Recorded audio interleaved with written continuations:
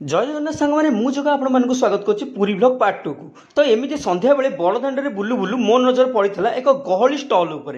तो से गहली को देखी मुझे अटकी जाइली और जानवा चेष्टा करी एत गहली कौन पाई। तो से गहली देखला बेलू लोक मान भिड़ था केवल उपमा तरकारी खायापी।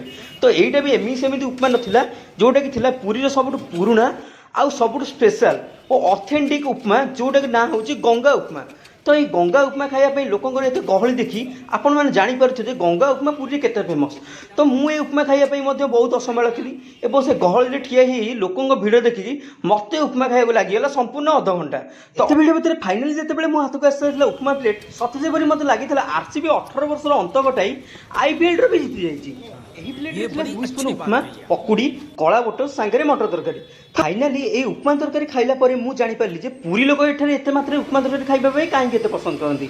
तो एमती भी गोटे प्लेट तो मो मन भरी नाला मुझे खाई खाऊ आहरी 2 ରୁ 3 प्लेट टेस्टी उपमार स्वाद ना चाहते लोकेशन टी हूँ पुरी बड़दाण्ड अरुंधति ज्वेलरी साइड रे थिबा गंगा टिफिन सेंटर।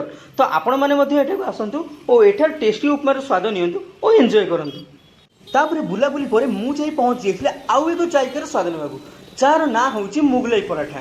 तो ये जोटा कि केवल मिले पुरीर एकमात्र स्थान में जोटा कि हूँ माँ मंगला फास्टफुड एंड होटेल पहुँचे मुझे मोर मुगलाई पराठार ऑर्डर दे दी जोटा कि शुणी भाई आम चटापट लगी जाते मुगलाई पराठा बनइबारे बनइबा समय बास्ना एत निआरी था जे पार्टी तो एमती पा आसीगला।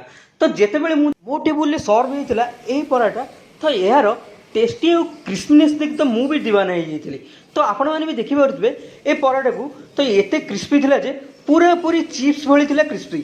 तो यार एत गरम थिला तो मुझे गोटे बैट छिड़ी देखुली तो या भितर थिला चिकेन आउ अंडा आमलेट किसी ग्रेवी। तो जोटा को मुझे ऑथेंटिक गोटे चटनी देते जोटा होता होममेड। तो ये चटनी लगे मुझे टेस्ट करी मुगलाई पराठा। तो मुगलाई पराठा टेस्ट कर मन पड़ जाता मोर से 3 वर्ष तलर कथा जो मुझे फास्ट टाइम टेस्ट करी यही पराठा को।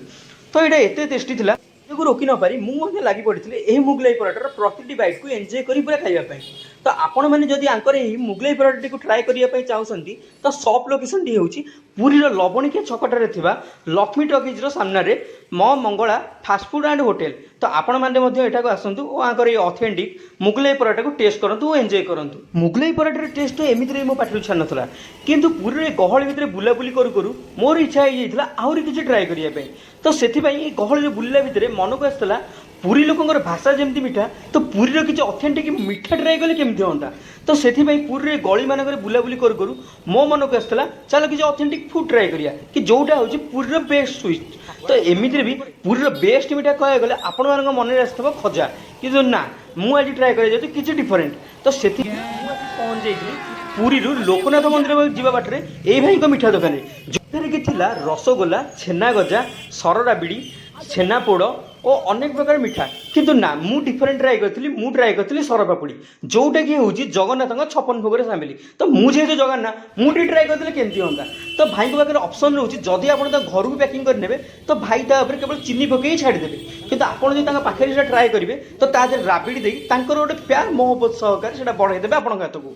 तो मुझे से ट्राए करी तो से मत से राबिड़ी पकई देते। तो आपण मैंने देखिए भाई प्रोसेसटा भाई प्रथम राबिड़ी दे पूरा मोड़ीदे मोड़ीदेला पूरा cut cut cut cut cut cut piece करी मो हाथ को प्लेट रे सजाई बढ़ी देते जोटा कि जिते बड़े आसला मो हाथ को मुझे देखिए पूरा पूरी असंभाल हो जाती मो मन होता केमी पाटी भितर सब जगह पूरी देवी किंतु ना सर्वप्रथम मुझे आपण देखी जार टेक्सचर देखिए आपण मान पार्टी पानी आसीज आते बड़े मुझे फास्ट फ्लाइट को ट्राए करी लगे पार्टी जमी किसी अमृत बाजिगला। तो यहीटर फुल प्लेट आपने ट्राए करेंगे जदि आप गोटे फुल चकीटा ट्राए कर तार प्राइस रोचे 150 टंका।